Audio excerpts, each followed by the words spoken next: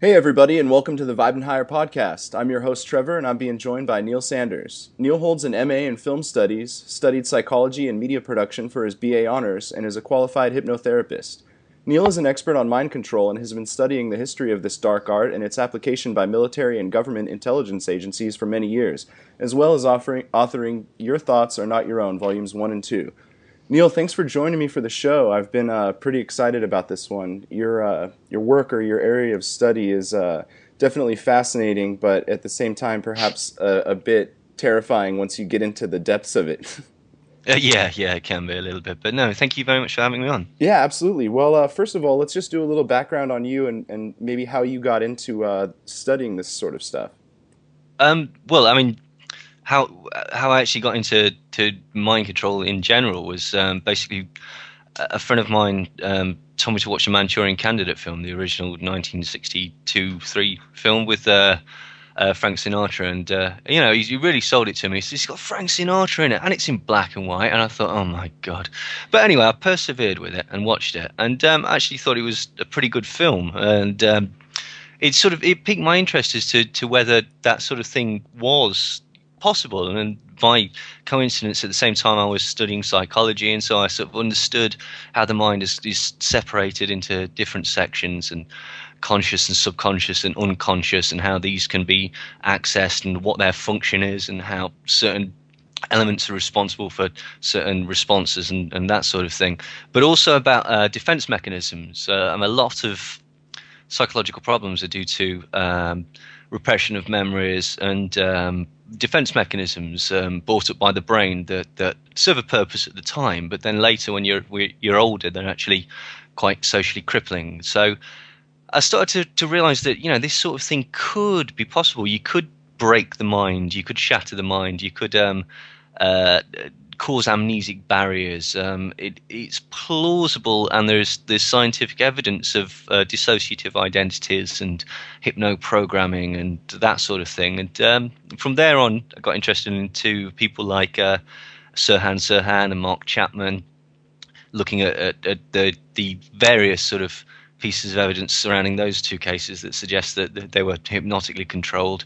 And from there on, it just spiraled, really. Like, you start to realize that quite a lot of everyday life as well could be considered mind control, in as much as it's about controlling your perceptions, it's about painting a certain picture, and a lot of it's pretty much about just distraction. Like, either for a sort of cold, calculating commercial aspect, we're just telling you what you need to buy products, or if you want to sort of take it further, there's a certain amount of evidence that suggests that this is the doctrine of governments and of controllers, because if you've got a population distracted, then you can easily control them and dictate their response to movements, basically. Mm-hmm. Yeah. I think that that's kind of one of the memes that flies around the, that we've got whatever the media is covering, you've got to look elsewhere.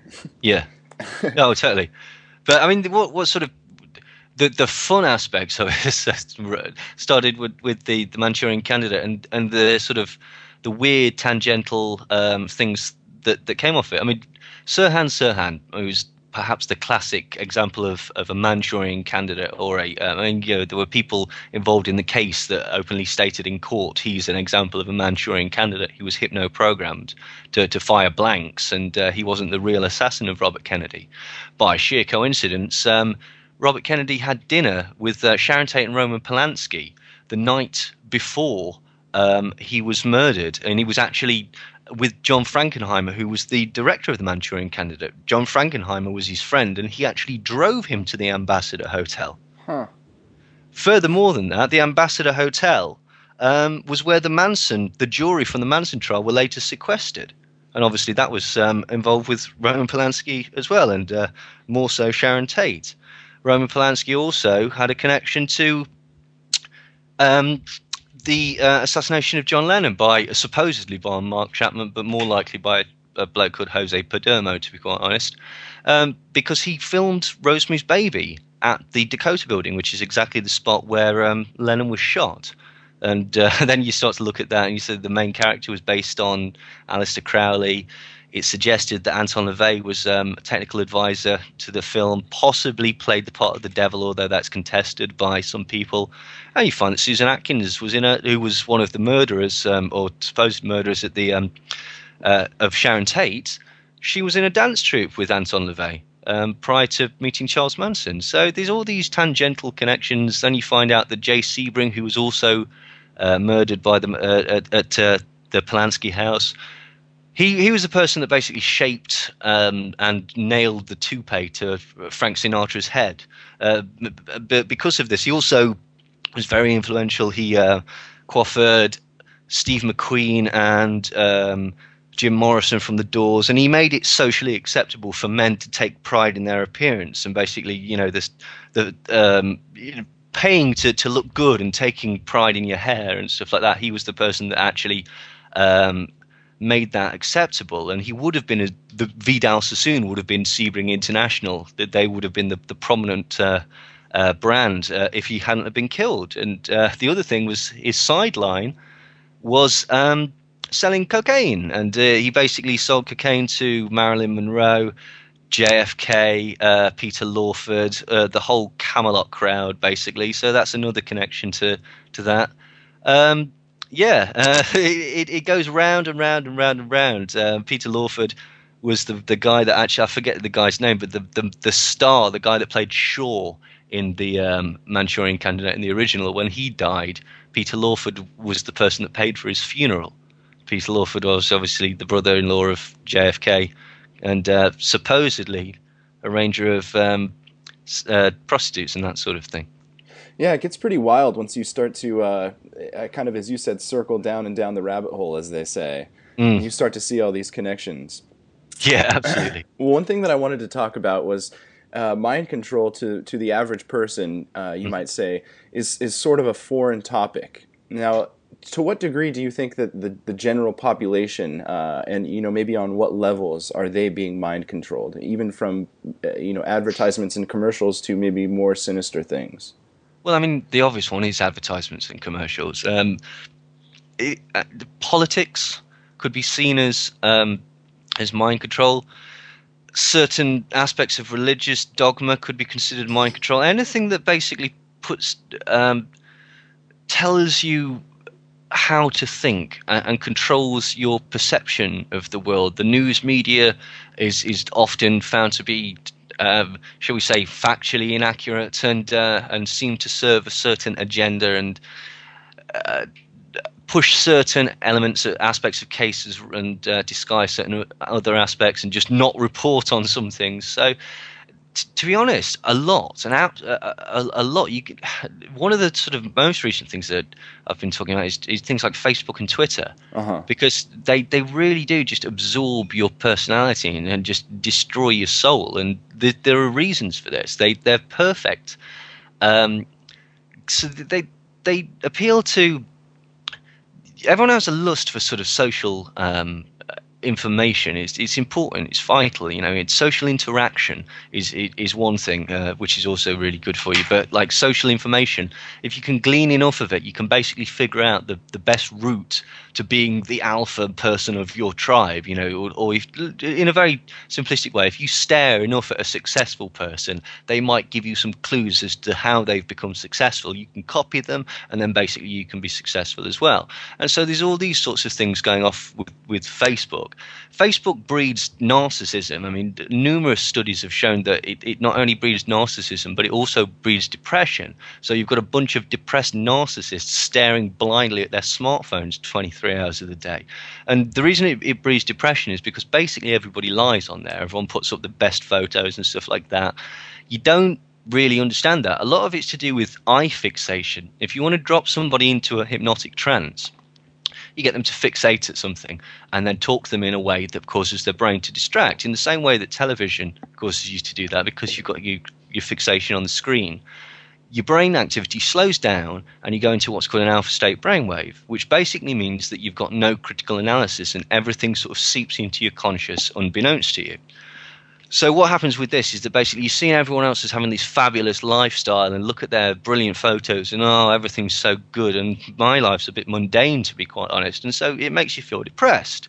And so to counter this, you start floating out different sorts of messages. You're punting. It's like a gambling game. You're putting down a statement to see if you win. If you get a load of responses and start a conversation, then you're brilliant. That's the equivalent of like jackpot or whatever, 3 lemons or whatever you want to say. If you don't, well, crikey, you're going to spiral into a descent of miserableness, basically, because it's failed. So what do? You start to adapt your personality to get the responses. Not your personality, but the personality as is expressed through Facebook. You will cater your posts. You will only post up certain things. If you've said something and it's offended absolutely everybody in there, you perhaps won't say that again, even if you believe it to be true. Now, everyone, when you say this, go, no, not me. Not me. I do absolutely no. I'm the way that it is. Yeah. Nonsense. That's not true. You don't tell everybody about tell everyone about every single crushing defeat. Tell everyone about how you were an arsehole today because you're a human being. But you don't. You cater it. You can't. You could not possibly get the wondrous, complicated nature of you in 24 hours into a few Facebook posts, no matter how long you spent on there. So you do subtly cater it. So what does this tell you? It tells you that the edited highlights of you is better than you because he's got more friends than you. Like, he's got 400, 1,000 friends. You've got 4 or 5 people that you interact with, and that's really good, actually, to be quite honest. What's bizarre about these things is that the more you're on social media, the less physical social interaction that you have. Okay, so one of the things that I'd noticed recently, I was reading over the QBark document again. The QBark document is a CIA document. It's a manual for heightened interrogation scenarios, basically breaking the will of a person. And it runs the whole gamut from the best way to scare somebody right the way to sort of torture using electrical shocks and that sort of thing. But the main overriding principle when you want to force somebody to tell the truth or break the will of a prisoner, so to speak, is to include isolation and overstimulation. So the example would be something like a Guantanamo Bay style thing where you'd keep somebody in a cell. You'd heighten the fact, you'd tell them that they're on their own and they're miles away from anywhere. You'd never sort of talk to them so they don't get any human interaction. Keep them in perpetual daylight and play static or white noise all the time. And what this does is it isolates them, but it overstimulates them. So they've got too much and too little at the same time. And it causes, your brain can't cope with this. It causes it to break down. And what struck me is that Facebook, Twitter, all of these things, they basically, that's how it functions. It isolates you and it overstimulates you. It isolates you because you're there on your own, and it overstimulates you because you're basically trying to catch the thread of 4 or 5 different things. You've got multi-screening going on, by which I mean you've got adverts popping up in the corner and stuff like that. It's bizarre. It's a combination of loneliness and heightened. Everyone else is having a brilliant time. It's quite. I mean, I don't know. Maybe I'm looking at that. I'm seeing too much in that, to be quite honest. No, maybe it makes sense. Maybe the fabulous Mark Zuckerberg just is the most benevolent person in the world, but but certainly it's getting a bit depressing when you see people all just sat down. I went to Amsterdam recently. Okay, I was sat down there with my girlfriend. We're having a chat and stuff like that. This table of 4 English, 2 girls, 2 guys turned up at the table next to us, sat down, and immediately all whipped out iPads and just sat on their iPads, not communicating with each other. Like, what the hell is going on with people? Oh yeah, you see that all the time at restaurants, and yeah. I mean, I've said this before, but people like going on about zombie apocalypse and bath salts, zombies and all this nonsense. Like, there are zombies. They're just locked into their phones. Yeah, absolutely. And you know what? I'm guilty of it sometimes myself. It's crazy the amount of input that we've got coming in, because I'll catch myself sometimes. I'll be on the computer doing something, and I'll have the TV on in the background, and then I'll start up a YouTube video, and it's like our brains, are processing so much more now than they ever have. You've got to wonder what side effects it's having. Well, I mean, one of the things it does is it breeds dissatisfaction, and that sounds bizarre because basically with more choice you'd assume that's better for everybody, but more choice doesn't necessarily mean more good choice. That's the problem. Usually when you've got sort of like any sort of free market economy, people don't strive to be the best. They try to appeal to the most people. And so you get this sort of thing whereby basically you don't want to like with iPods and stuff like that, if you've got it on shuffle, you're never satisfied because you've got 5,000 songs on there. There must be something better than this. You've got 500 channels on the television, so you're constantly basically going around until you go, oh, forget it. I'll just watch this episode of South Park that I've seen 20 times before. Like, there's a weird thing where basically you could have a DVD sat over there, but you don't quite fancy watching it, like, anything. It doesn't matter. And then, but if that particular DVD comes on the television, you'll say, oh, brilliant. Oh, so-and-so's on. Oh, RoboCop's on. I haven't seen that in a while. I'll watch it. And you'll watch it if it's on the television because the responsibility of the decision's been taken away from you, basically. So these sorts of things can also be used to basically drive you again in a particular way. It's to quote George Carlin, it is an illusion of choice. Oh yeah, I love that. You're basically getting a lot of the same things painted slightly differently, and then just hurled at you as if this is the other thing that is sort of tied into this is you're constantly told that this is the best time ever. This is the best and most advanced time ever, and it's a subtle form of flattery that basically also, like, it's the cheapest con in the world, really. Basically, like, you've got all these things and you're really, really lucky, which is the sort of purchase side of it. You've got all these fabulous products that we can get. Wow, and look how cheap it is at Walmart or whatever. Like, it's fabulous, and you can get 3 DVDs for a tenner and all this crap. But then also, you're told subtly that people prior to now were idiots. We have a lot of programs in England, sort of like the not panel shows, like clip shows where you've got like talking heads who are celebrities. So it's basically going, oh yeah, I remember that. And they breed nostalgia. They're talking about the 80s, the 90s and saying, oh, remember the silly fashions that we had? Oh, ludicrous. Remember that when everyone believed that? And oh, remember Y2K and all this? Oh, how stupid we were then. And what that's inferring is, not now though, right this second, you who's watching this, you're the wisest person on the planet, and you're the wisest person on the planet because you couldn't possibly be fooled, and you couldn't possibly be fooled because you're too savvy. You've got all this access to information. Like you say, you've got a million sort of news channels, you've got the internet, you've got everything. You can find out, you can Google something and find out how to do something, maybe not correctly, but you can find instructions within 5 seconds. And, again, like, what's kind of sad about that is that basically rather than using the internet for, like, again, I'm pinching this quote, but basically Charlie Brooker said, we could use that to tour and look at the finest works of art around the world, but instead we download an app that makes the sound of a duck farting and then show it to our mates. And it's like, you know what, that's absolutely right. I mean, like, I'm not saying that this is necessarily a bad thing, but it's interesting that on the advent of every new technology, what usually happens is that it's used in 2 applications: the military or espionage, that sort of thing, and pornography. That's what happens with technology. Like, that's internet, boom, pornography, DVDs, boom. That's what happens. And so it's just interesting the way that these things are channeled. It's almost as if they're being channeled in a certain way to placate the masses. I mean, I don't know whether this is entirely the case, although it appears. But we've just had the budget at the minute, like the joke that it is in England.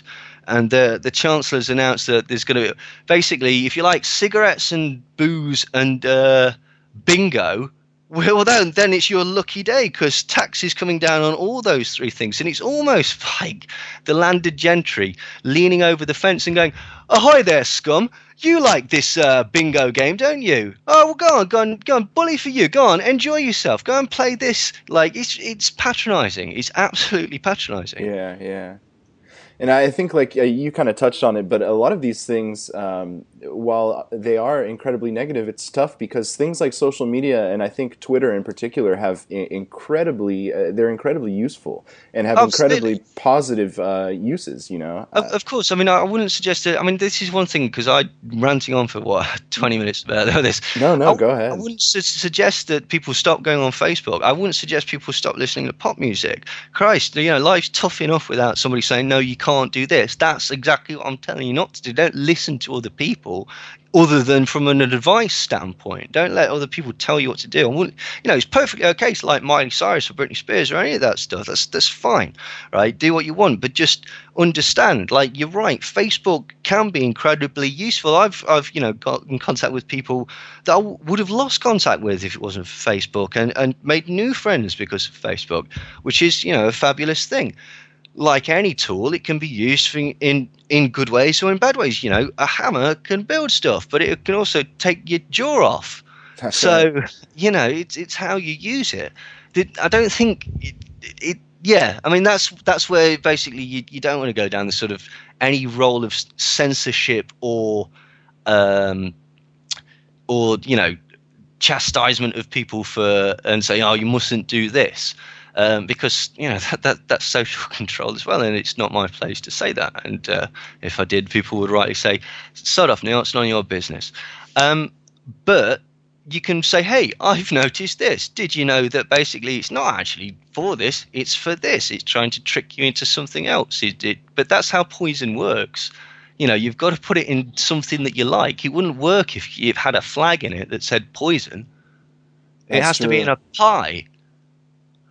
Well, so is there any credence to this idea that if you're sort of aware of something that maybe the mind control aspect of it isn't has such strength against you? Possibly, but again, it comes down to that sort of aspect that you can be flattered into missing stuff again. The concept like, I'd never be fooled by the news media because blah blah blah blah blah, because I'm aware that, but then there's lots of different angles and stuff. A lot of time, like for example, news stories will be advertisements or campaigns. There was a news story that's just come out in England about a girl. It's tragic. She's died of apparently of cervical cancer, and for the past 2 days, it would appear that they were just talking about what a tragic oversight it was that this girl wasn't allowed to go for a smear test because she was too young. And okay, yeah, it's horrible, and for all concerned, it's horrible. But then apparently, completely organically, this has been tied into a campaign to try and get HPV vaccinations for girls younger and younger and younger to prevent another tragedy like this. Now, whether that is a good thing or a bad thing, when you're quite cynically minded like me, you wonder whether that was the intention at all. And this it's an advertising campaign to push the product, tugging at heartstrings. Now, again, that's regardless of whether that is a good thing or a bad thing. But the nature of it is it's secretive, isn't it? That's the whole point of it, is to sort of get under your parameters and make you think about something in a certain way and then attach it to something else, basically. Yeah, and it's funny that you mentioned that, because in the States right now, one of the hot topics is this Kristen Cavalieri, I think it's pronounced. She's the wife of a football player over here. Oh, yeah. And she had said on some news show that she had chosen not to vaccinate her kids, and it was just like game on, smear campaign, every media outlet calling, the dumb vaccine crowd. And yeah. I mean, look, I'd say, regardless of what I don't understand the argument with vaccines. If you don't vaccinate your child, surely the other children are safe because they have been vaccinated. Right. Whether I don't understand that, but surely it's your choice. But hey ho. But this is what happens. George Michael, the Dixie Chicks, they took a bit of a plummet in their career after questioning George Bush and the official story of 9/11. Mm-hmm. And only when they stop doing that and make public apologies, like the Dixie Chicks did, do they sort of get back into the public eye. Some people will do stuff that you can never get back from, or seemingly never get back from. Charlie Sheen, for example. I don't know about Charlie Sheen. I think Charlie Sheen. I think he's a bit shrewder than I think a lot of it is just to keep himself in the public eye. I don't buy his breakdown for a second. I think that was quite a clever way of keeping his name in the papers, like, Well, constantly. didn't that happen? I mean, wasn't the timing of that kind of funny with he was beginning to, I think he wrote a letter to Obama asking him to answer certain questions about 9/11. Well, yeah. I mean, I can't remember the exact time, but it wouldn't surprise me. Again, there's a Dave Chappelle joke. He says, "Isn't it odd that every time we invade another country, Michael Jackson goes to bed with a boy?" Yeah. It's almost like someone phones him up and basically says, "Mike, I'm ever so sorry. We're in trouble. You're going to have to fuck a kid again." You know, so it does happen. You get these huge distractions. It's very bizarre, this Malaysian plane. You know, nobody's telling the truth about that because it's nonsense. Like, if the plane goes off course, you've got fighter jets following it within seconds. Like, there's ways of tracking planes and stuff like that. So somebody's not telling the entire truth. But what's bizarre about this is that uniformly people are just going, "Oh, maybe it's this, maybe it's this, maybe it's this." Every so often they keep saying, "Oh, maybe we found the wreckage." Well, you'd know because the black box would be giving off a signal. So come on. But what's bizarre about it is that, as I say, uniformly everybody's just playing idiot. Yeah, absolutely. And I mean, you've got, we talk about distraction. You've got the media, all these big media outlets are turning this into some 24-hour story, and they're talking about black holes and all of this nonsense. I mean, again, I don't understand it. You could perhaps suggest that it's something to do with the Russia-Crimea situation, and it's a huge distraction from that.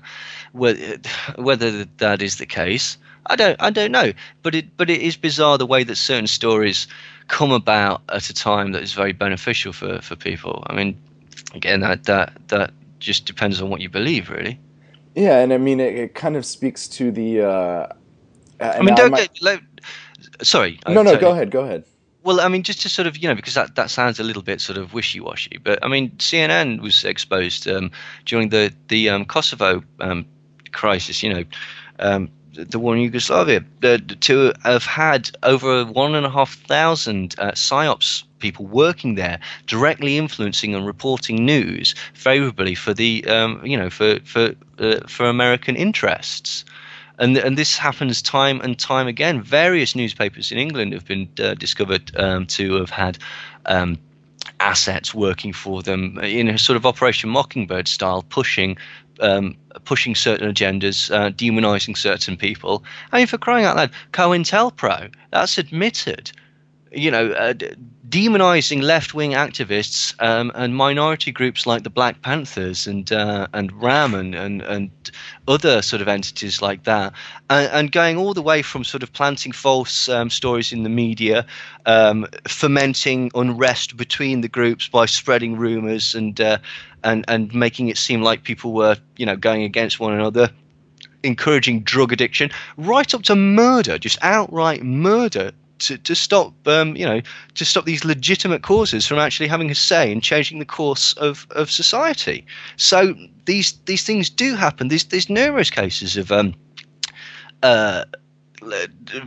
news outlets being caught and being exposed to have military operations within them pushing certain stories. I mean, that's even before you get to the sort of, I mean, the classic one is the Q80 babies in being thrown out of the incubators, which turned out to be completely nonsense and was actually fabricated by, I can't remember the name of the advertising agency. I'm sure it's in my book. I can't, but they were connected to the Tavistock Institute, which is basically the psychological warfare operation, was how it initially started, of British intelligence, and it's now the sort of this sort of overriding psychological organisation, and but it's actually more involved with social control. So, you know, you see these things. Edward Bernays and Walter Lippmann, right at the very inception of news media and the television media, the cinema and that sort of thing, we're saying this is the perfect thing to spread a message because you can get into people's homes. You can paint a picture. I mean, ultimately what it comes down to with all sorts of mind control, perception management on a social level is painting pictures, because people understand the world through pictures in their heads. If you say an elephant, you get, you know, you've got a picture of an elephant in your head. If you say a duck-billed platypus, some people will go, "Oh, I don't know what that is." And so they can't. But if you say, oh, well, a duck-billed platypus it's a long green lizard, and it's got hundreds and hundreds of teeth in it. It swims underwater, and it looks a bit like an alligator. They go, oh, brilliant, right? So that's a duck-billed platypus, brilliant, and that's their point of reference. You tell like somebody over and over again on the news what a terrorist looks like. That's their point of reference because they've never met a terrorist. Whether this particular type of terrorist exists or not is a completely other question. But if you can paint these pictures in people's heads, and then you can understand how you can explain to them how they need to respond to this situation. And this is Public Opinion by Walter Lippmann. This is the manufacture of consent, or I forget the phrase that Bernays used, but it was very, very similar. And this is basically setting societal norms, telling people what's right and what's wrong, and telling people what they can and can't do and what's expected of them. And this runs the gamut again from how the world works to how you expect it to be treated, to how you should act as a man or a woman, to how you should act as a child or an adult, to how you should act in the workplace, to how you should treat your spouse or the people, and all of these things. And these things are constructs. And again, a famous one is the construct of a engagement ring. Most people go, well, that's the engagement ring. I assume that has always been a thing that we do, and it's not. It was basically about 1947 that NWA was hired by De Beers to promote the concept of an engagement ring and to promote diamonds as being a desirable concept. And they did this through celebrity endorsements and an advertising campaign. They equated diamonds, which are not a rare substance and not really worth anything, really, and they equated them with glamour, success, celebrity, and then furthermore, they equated it with love. Basically, you're supposed to spend 2 months' salary or 3 months' salary or whatever, and that's tradition, isn't it? No, that's an advertising campaign that was created by NWA. Like it's outrageous, basically. Yeah, no, I had never known that. That's definitely interesting. I'll have to tell my girlfriend about that. Yes, tell her a lot. Well, I think that you can definitely. There's definitely examples, and one of the most glaring ones to me, as far as these societal norms that you talk about, is just the blatant worship. And I don't know how it is in England, but in the States, there's, like I said, this blatant worship of law enforcement and military. And regardless of these daily news stories that you're seeing of cops, 12 cops beating somebody to death, or like, they don't even know what countries we're at war with, the war du jour. But you have to, if you want to be normal and respected within society, say, oh, thank you for your service, or, oh, thank you, officer. It's really, to be honest with you, kind of sickening. You do get that to an extent. It depends where you go. You read the Daily Mail, they absolutely love the police. I don't think it's quite the same in England as it is in America, because I think that the societies are slightly different. I think that basically people in America are taught to believe that you could grow up to be president. And I think that a lot of the time in England, you're taught that if you keep your head down, you might not grow up to be a total fuck up, which is like, it's a subtle difference, basically. But you're basically told there's not a huge amount of encouragement in England, and patriotism is in England is seen as being quite a sort of Middle England thing a lot of the time. So I don't know if there is that love of the police and the military necessarily. I mean, having said that, Wootton Bassett goes mental. The royal wedding was huge. Now, whether, again, this is a construct of the media, a disproportionate element, but certainly at times, actually, come to think of it, it is. But again, I think what that highlights is whether that's the case or not. It's like you say, there's perhaps a love of the police force on the surface, but certainly that man that was being beaten is probably not their biggest fan. Yeah. And so again, but that's classic perception management, isn't it? Do you know what I mean? You could. It's strange. You could say who's the most popular celebrity in the world, or the most loved.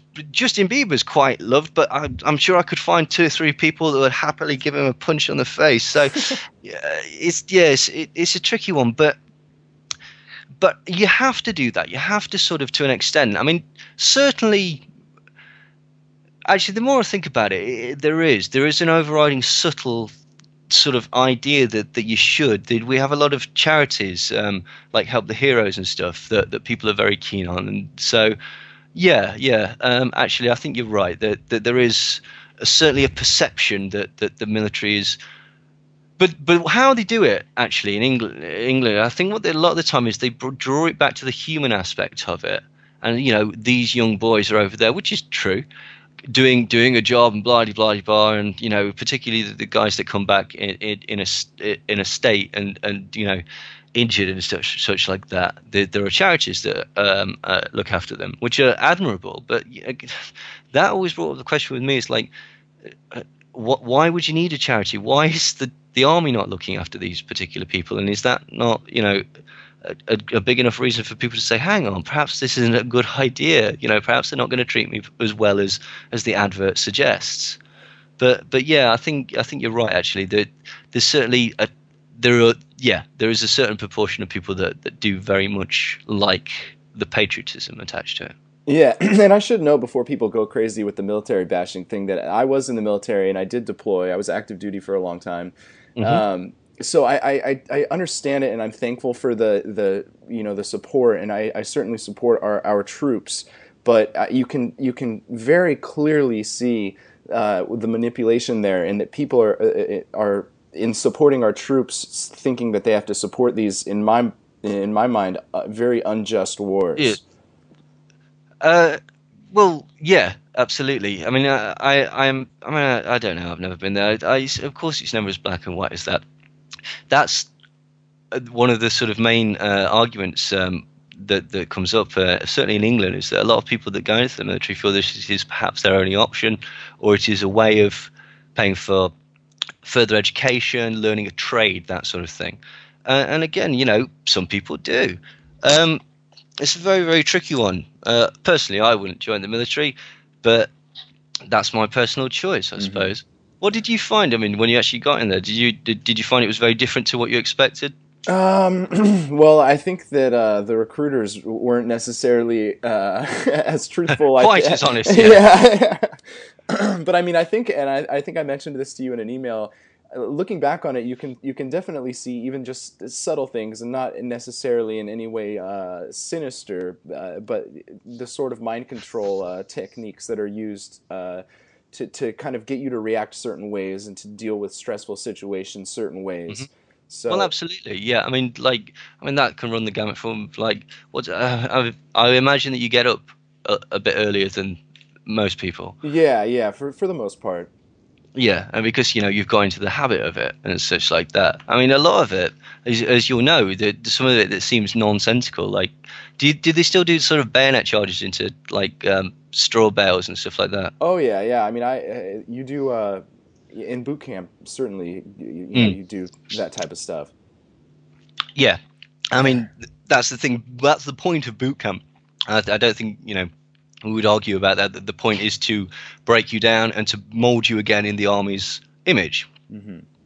Quite. So, that could be determined as mind control, because, you've had to be trained to act in a certain way and to respond to certain circumstances in a manner that somebody else wants you to do, basically, and that's because that's your function. You do what they're telling you to do, and they need you to do that to the best of your abilities to perform the tasks that they want you to do. So yeah, there is of course an element of mind control. I mean, I saw a friend of mine joined the TA, which is the Territorial Army. I don't know if you have the equivalent in do you have the reserves? Yeah. It's basically like they do it part-time kind of, but they were trying to get him to sort of stick it and re-sign his contract or whatever, and they were talking about sending him to Iraq. So this was quite a while ago, and they gave him a DVD to watch, and it was very bizarre because he basically had Osama bin Laden's face spinning out the way that Batman spins out, with loads of explosions and sort of missile strikes going off in the background. I only saw about 20 seconds of it. And then really ridiculous death metal going off in the background. I don't know who it was. It was somebody like Dying Fetus or something like that. And yeah, for whatever reason he was told to watch this DVD. So who knows what? But the construction of the enemy and the dehumanization of the enemy is very important. I mean, again, I don't know because I've never been there. I can only go off what other people said. But for example, in a firefight scenario, I've heard that you're trying to sort of see the enemy as like a sort of 2D target that can kill you or whatever. Like, you know, you would, because of your training, you don't panic like a normal person does, and you sort of hone in and get about the task and sort of go into it if you've been trained well. So, you know, of course there are ways to modify your behavior and alter your perceptions and such like that, but that's kind of the point of the army, is to train you into soldiers to perform a task. Yeah, no, absolutely. I mean, I'm sorry, go ahead. Did you ever see anything like silent sound or, you know, magnetics in helmets or anything like that? Not that I was aware of. I didn't, go through my, for a lack of better words, sort of awakening process until after I was out of the military. So I didn't necessarily have an eye out for anything like that, you know. Well, again, these have been technologies that have being trained. They advertise them basically for, like, companies like DARPA talk about them. I mean, silent sound's an old one that was used in the first Iraq War, and it's speakers that pump out seemingly nothing, but on a very, very low frequency that's audible to the human ear, but like not perceptibly audible. They just have messages carried on them that tell you that everything's hopeless and instill you with like feelings of fear and tell you to give up and that you're worthless as a human being and such like that. And it's that's essentially how they got a lot of the army to the elite Republican Guard to surrender during the first Gulf War conflict. And the company that actually did it, Silent Sound, used to boast about this on their website until the company mysteriously disappeared, despite the protestations from the US military that this never happened. Now, the magnetics in helmets I believe it's a DARPA project, and what it is, I mean, there was two stages of it. The first one was this thing called transcranial magnetic stimulation, which is magnetic fields that directly affect the brain. And apparently what they can do is reduce fatigue, they can improve cognitive functions, they can make you impervious to pain, and they essentially turn you into a kind of Superman / idiot savant. And certainly in this particular report that I read, they were, and it's in my first book, they were talking about combining this with the use of certain drugs, and the point of these drugs were they suppressed memory and they suppressed emotion. So there was two stages of this. One, they were trying to basically alleviate guilt, so that and the other one was they were basically trying to wipe memories completely. And the point of this was, and again, this is strange because you can see how this was necessary and it could be very, very useful. It was to alleviate post-traumatic stress disorder, which is a horrific condition and hugely, hugely problematical for people that come back from situations like that.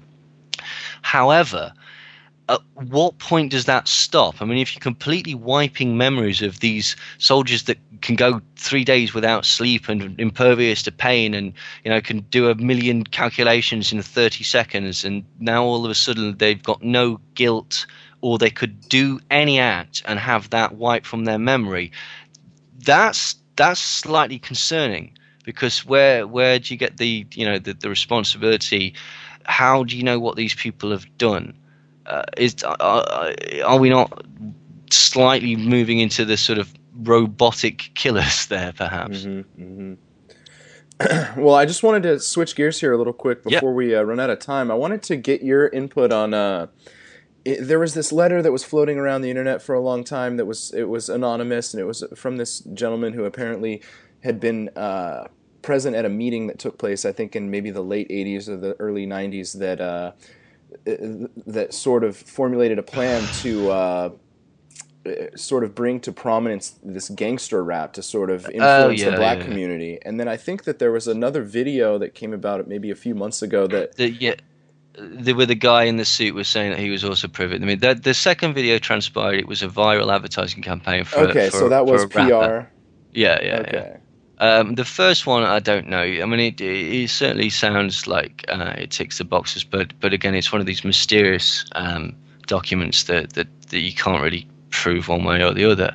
However, what certainly is true is that I mean, it's complicated. People like John Potash have talked about this, and Professor Griff and Public Enemy have talked about this. Essentially, it's connected with Freeway Ricky Ross and Death Row Records and Michael Harris or Harry O. Michael Harris or Harry O worked with Freeway Ricky Ross. He was one of the major cocaine importers, one of the major black cocaine importers, dealing directly with Freeway Ricky Ross and the Nicaraguans that were basically being financed and helped out by the CIA in connection to Iran-Contra, and that was how, according to Gary Webb and the story of Dark Alliance, huge amounts of cocaine was brought into areas like South Central LA, and it suddenly everyone knew how to make crack, and the proliferation of crack and using this to gentrify swathes of the population. Now, again, this sounds nonsensical or a bit far-fetched until you look into it and find that actually, yeah, that's exactly what they were doing. It was being flown into Mena, Arkansas, where Governor Bill Clinton was residing, and then again it was being taken to Los Angeles, and this was exposed by Mike Rupert and Gary Webb. Gary Webb ended up he committed suicide by shooting himself twice in the head. So that's not fishy at all. No, not a bit of it. All of this sort of coincided with.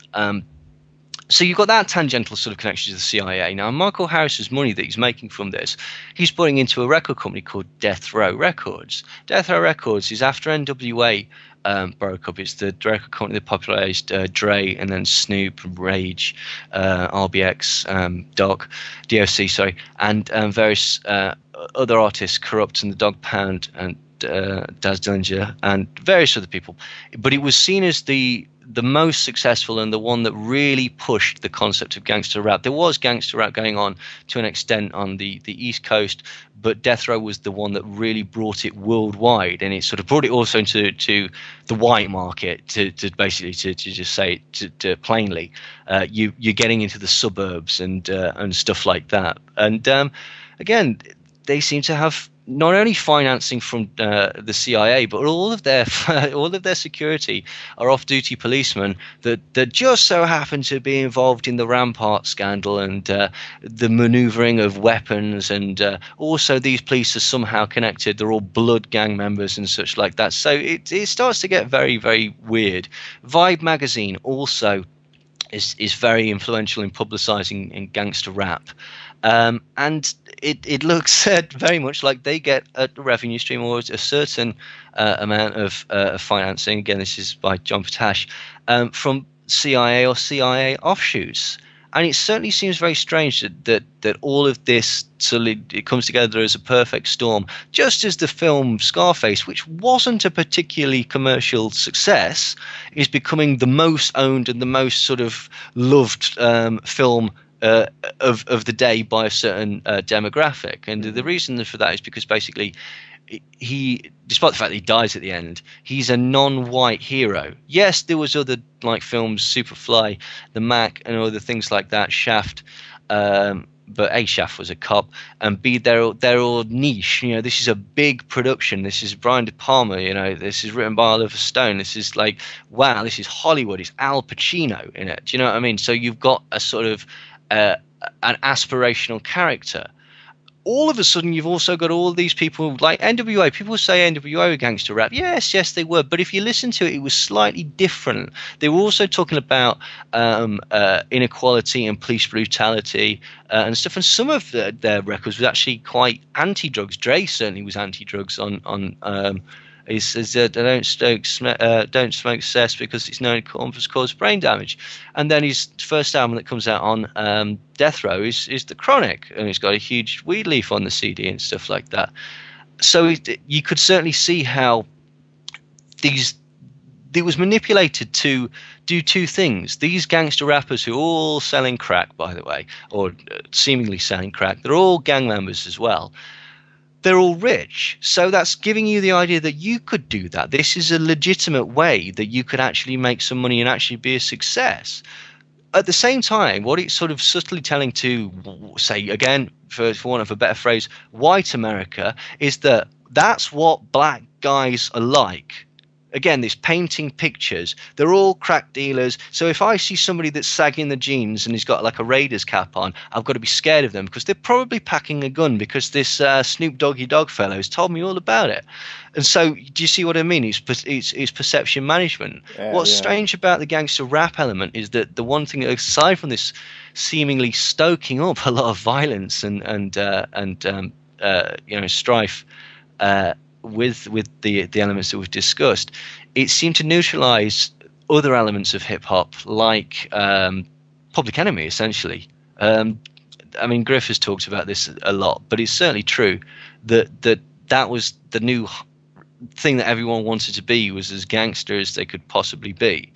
That's it. I mean, if John Potash furthermore goes into it, it basically looks that it looks like Tupac was the two attempts on his life prior to when he was actually assassinated. One was just in Marin County, and one was at Quad Studio in New York. Quad Studio in New York, which, by the way, the Rolling Stones had just previously been at, which had video cameras in the foyer, which nobody, we're not interested in that, apparently, the police. Just like at when Jam Master Jay was murdered, there are security cameras, but nobody's bothered to look at the videotapes for whatever reason. And it basically very much looks like he was set up by the FBI on both of those occasions in a continuation of COINTELPRO. Because what a lot of people, again, the public perception of Pac was that he was a gangster and a thug, and that, thug life and such like that. And yeah, he was on death row and stuff like that. But the Thug Life Manifesto was actually basically a peace pact, and it was like a sort of doctrine of how you should act as a quote unquote thug. It was given that name to appeal to people. A lot of people don't understand that Pac, with the help of his Black Panther connections, for a time negotiated a ceasefire in South Central between the Bloods and the Crips. The war exploded again on the day that he died. And again, the circumstances surrounding his death are hugely, hugely suspicious. There's several documentaries on it. Assassination by his former bodyguard is very, very good. Frank Alexander, that's his name. I mean, according to Frank Alexander, they were all told to keep their radios, and said no radios, no communication, none of the security were allowed guns, not to ride up in the car with Tupac. But he kept a radio, or one of these sort of pagery, I forget one. It's basically like a radio thing. And just after Pat got shot, he heard on the radio it go, "We got him." And then someone said, "Maintain radio silence," and it went off again. Apparently, according to Frank Alexander. And the thing is, the usual thing is when you look at an assassination, it's like, where's the security? Who could have taken that security away? Who could have arranged to get that security away? If you look at like how exposed the targets are sometimes in assassinations, and you can see who wasn't doing their job and why.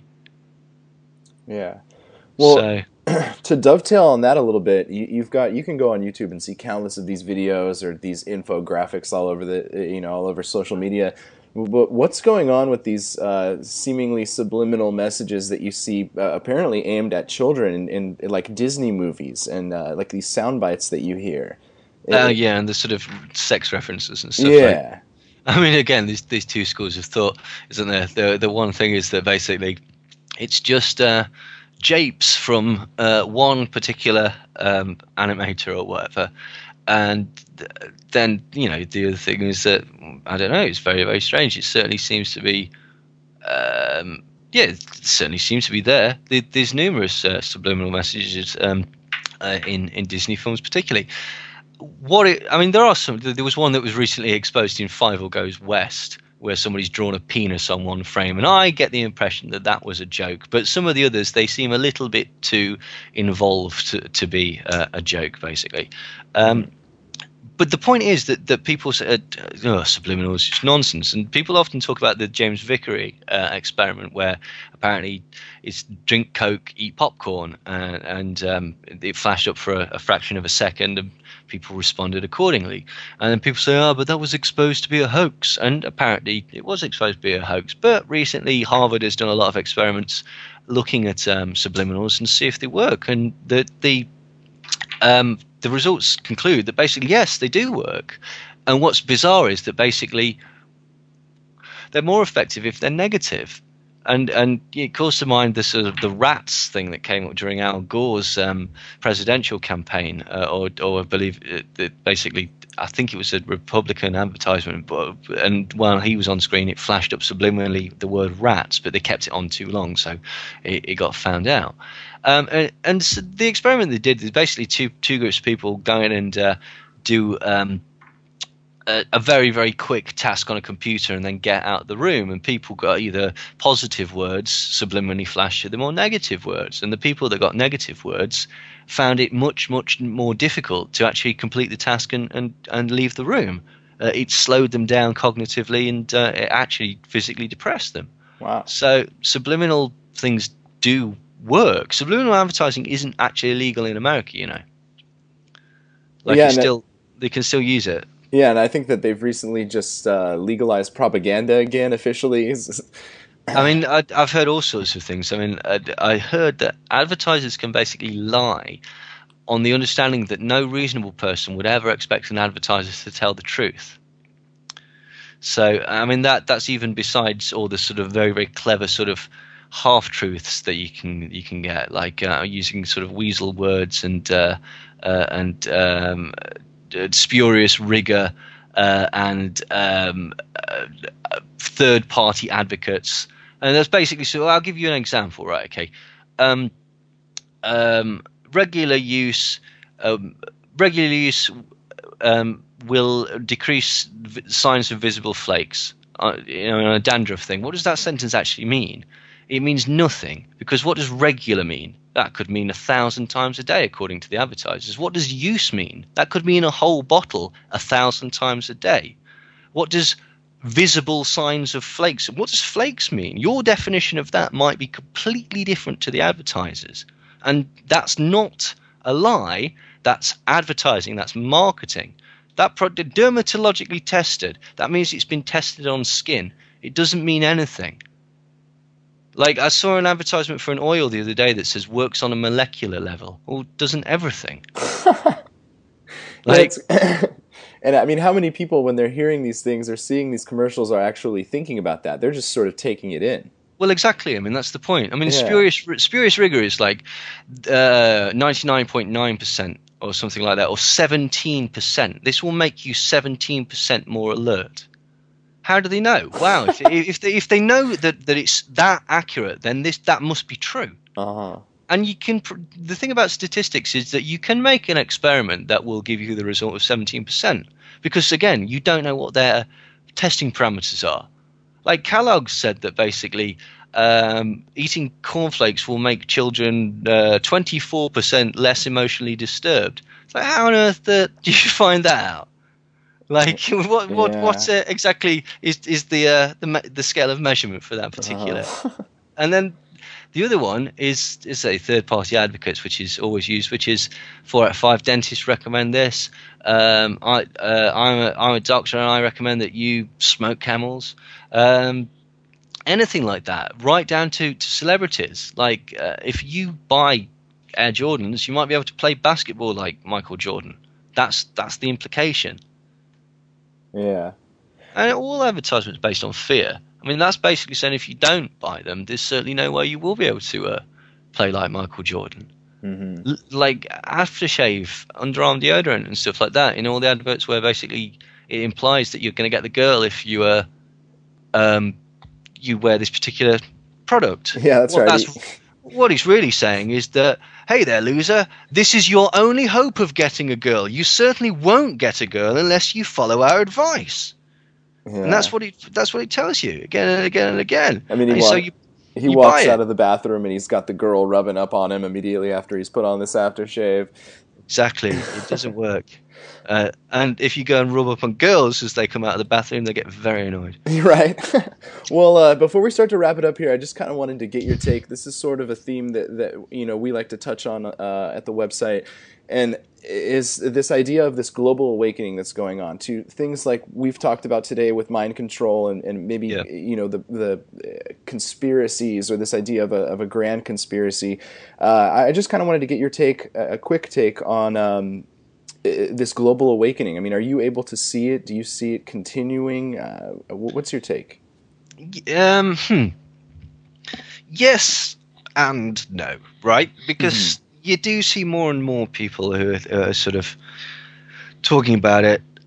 Again, though, you could make the argument that basically it's just flattering you into the knowledge that, brilliant, I know this, and so now where do you go with it, and such like that. There's an argument as well that there's an oversaturation of it, like to the point where people absorb it and it becomes homogenized. Now, I'll give you an example. And I said, you've got all these in mainstream television's got like conspiracy theory with Jesse Ventura, ancient aliens, and etc., etc., etc., etc. Okay, to the point where it can dilute the information. And this is, again, it's a double-edged sword, because basically, this is how you find out about stuff. I found out about the possibility that there was a conspiracy behind the JFK assassination by, when I was much younger, seeing that Dan Rather, the Kennedy assassination explained, and watching it and going, that's nonsense. That doesn't add up for a second. But it gives you the in, doesn't it? So it's a double-edged sword. But something like, say, the Kennedy assassination, it's now viewed as a sort of it's a perfectly reasonable topic for for a dinner party. What was it? The CIA? Was it the mafia? Was it Oswald? Was it the four shooters? Was it the driver? Was it the guy in the drain? Was it the guy in the grassy knoll? And that's perfectly okay. We can all discuss this now. And at no point does anyone say, "Oh, but it was horrible for the little boy that saw his dad being murdered." Yeah. Like, do you know what I mean? It separates it. It makes it, and again, it's a very, very tricky one, because as I say, how do you find out about stuff without these sorts of things? But it really just gets it to the point where it's a genre. And for example, like, the ancient alien stuff, it also gives it a full. It's strange because it gives you some very interesting stuff that you can go, wow, I didn't know about that and whatnot. But also it gives it a perfect forum for dismissal by anybody that wants to dismiss it, because they can just go, oh, that ancient alien show, and speak about it in such a way that makes it all negative. And so ties any aspect to it to that. You could also use the argument that people might turn around and go, it's an entertainment show, it's not to be taken seriously, whether that is true or not. Like, so it's a tricky one. It is a tricky one. Certainly, you see more people becoming aware, and I think and I hope that people are. But there is, again, that danger of sort of an oversaturation. That's right. Well, your thoughts are not your own. Volumes 1 and 2. Let everybody know about your books a little bit, where they can get them. Oh, thank you. Well, I mean, they're both available from my website, which is neilsandersmindcontrol.com, and also it's got a load of videos on there of previous shows and radio shows and presentations and such. And I'm also on Facebook, if people, even though I've spent a long time deriding it tonight. But the books are Volume 1, which is called Mind Control, Mass Manipulation and Perception Management, and that deals with sort of the nuts and bolts of MK Ultra and Chatter and Bluebird and Artichoke, and the CIA, the Russian, the German, and the British mind control programs, and it runs the whole gamut of hypnosis, trauma-based mind control, the use of drugs, the creation of Manchurian candidates, admitted Manchurian candidates, suspected Manchurian candidates, psychotronic weaponry, which includes extremely low frequency waves, microwaves, the use of implants, and the like. And then it sort of rounds up by talking about the Phoenix program and how that was a sort of trauma-based mind control program on an entire populace, and then speculates that serial killers that sort of seemed to explode on the American population about the time that William Colby came home from running the Phoenix program. And a lot of these serial killers seem to kill in precisely the same way that the Phoenix manuals described. Was this a trauma-based attack on the population of America? And then the second book talks about the social control. So it talks about advertising, media, the film industry, the music industry, just general television, how music can be used, how your senses can be affected, how language can be employed. And then it talks about the education system. And then it finally winds up talking about the LSD programs of Tavistock and the CIA and how these seemingly intertwine with the Haight-Ashbury LSD explosion and the proliferation of what later became known as the hippie. Yeah. Awesome. Well, I highly recommend that everybody check that out. That's neilsandersmindcontrol.com. And I mean, is there any other websites that you'd like to get out? Maybe a final word before we get off here? It's also available from richplanet.net, which is by Gaka Richard Hall, who's a friend of mine, which is an excellent website. It's also actually available in David Icke Books, and it's available on Amazon and also a Kindle version, because I know how people like their Kindles. That's so, right. And it's also cheaper on the Kindle, obviously. A Kindle version is available on Amazon as well. Awesome. Well, Neil, this has been incredible. I'm certainly going to continue following your work, and yeah, thanks again for being on the show. Oh, no, you're too kind. Thank you for having me on. All right, goodbye.